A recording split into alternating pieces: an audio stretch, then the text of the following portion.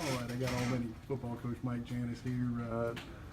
This is your first full spring.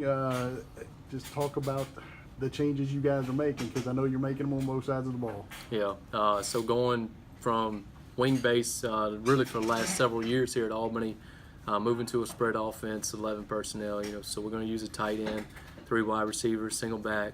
And it's a big change, going from a primarily gap scheme on our run blocks to zone scheme. So it's been real simple this spring, slow with the installation, but I feel like we've got a lot accomplished. The kids are figuring it out. The running backs are really figuring it out, because it's a different run scheme, running that zone from a gap. The holes are not as well defined. It gives them some freedom.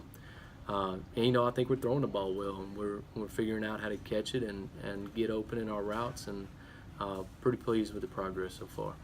You also make the change on defense. Doing a few little different things there. How's that going? Yeah, so we're moving to a 4-3. Last year we were an odd front team, so going to an even front.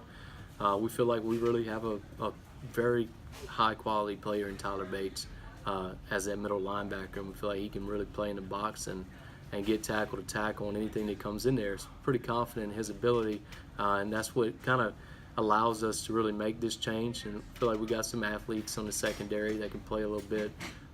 So very interested to see how our defensive line comes together, moving to a forefront. So we add in another D lineman from what we played with last year, and it's a pretty tedious job for our safeties.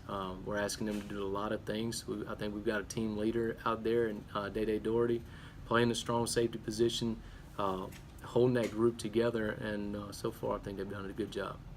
You've got Brusly coming in for the spring scrimmage here on Friday. What are you looking at there?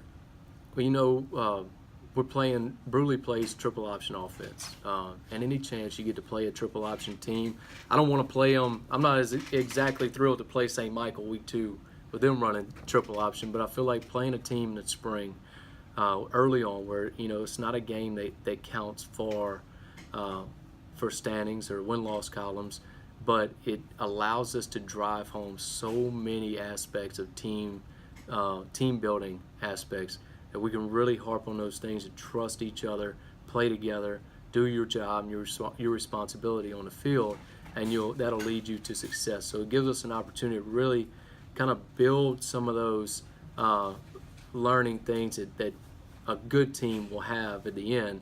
We get an opportunity to install some of that early on.